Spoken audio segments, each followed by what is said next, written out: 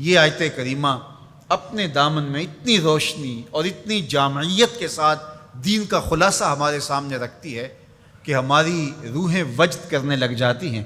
تو ارشاد فرمایا، بے شک اللہ حکم دیتا ہے عدل کا، احسان کا اور قرابت داروں کے ساتھ حسن سلوک کا، اور منع کرتا ہے بے حیائی سے، منکرات سے اور سرکشی اور تمرد سے۔ اور یہ اس لیے فرما رہا ہے کہ تم نصیحت پکڑو تاکہ تمہارے سینے ہدایت کے نور سے روشن ہوں اور منور ہوں۔ حضرت حسن بصری رضی اللہ تعالی عنہ فرماتے ہیں کہ اس آیت کریمہ میں اللہ نے کسی بھی امر خیر کو چھوڑا نہیں ہے، ساری خیر اس کا خلاصہ بطور حکم ہمیں ارشاد فرما دیا، اور پھر فرمایا کہ اللہ تعالیٰ جل شانہ نے کسی برائی کو نہیں چھوڑا جس سے ہمیں منع نہ کر دیا ہو۔ ابن عاشور نے لکھا ہے کہ جتنے بھی مفاسد ہیں، جتنے بھی گناہ ہیں، ان گناہ کی جڑ یہ تین چیزیں ہیں: بے حیائی، منکر اور بغی۔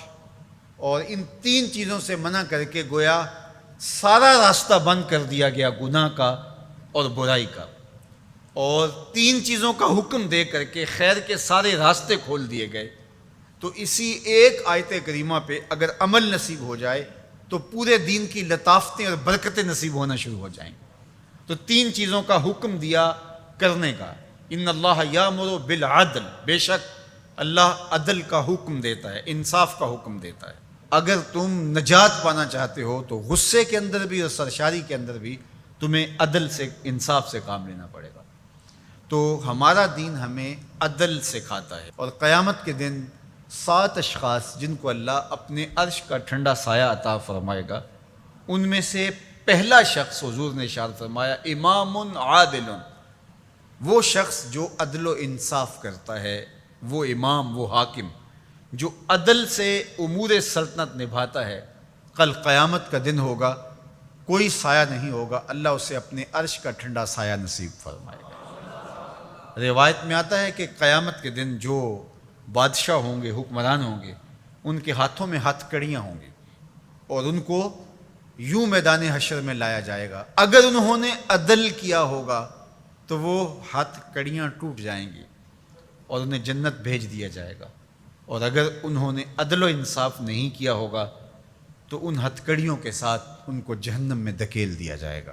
ہمیں عدل کرنے کی تلقین کی گئی۔ ملکوں کے اندر طمانینت، سکون اور قرار عدل کے ذریعے سے آتا ہے۔ ایک عربی کا مقولہ ہے، الملک یدوم بالکفر ولا یدوم بالظلم۔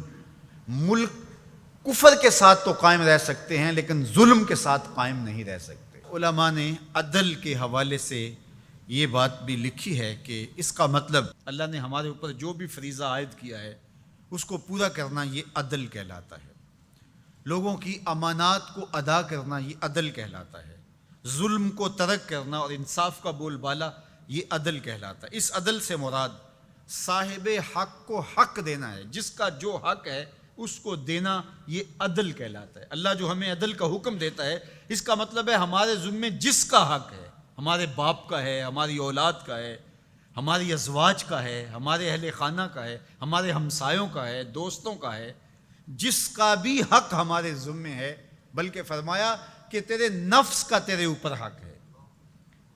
حدیث طویل ہے کہ حضور علیہ الصلوۃ والسلام نے فرمایا ان لربک علیک حقا، تیرے رب کا تیرے اوپر حق ہے، ولنفسک علیک حقا، اور تیرے نفس کا تیرے اوپر حق ہے، ولأہلک علیک حقا، اور تیرے اہل کا تیرے اوپر حق ہے، اور ایک حدیث کے لفظ ہیں ولزوجک علیک حقا، اور تیری بیوی کا تیرے اوپر حق ہے، فآت کل ذی حق حقا، ہر صاحب حق کو تو نے حق ادا کرنا ہوگا۔ تو جس کا ہمارے ذمے حق ہے، جب ہم وہ ادا کرنے لگ جائیں گے تو یہ عدل قائم ہوگا، اور عدل قائم ہوگا تو معاشرہ پرسکون ہو جائے گا۔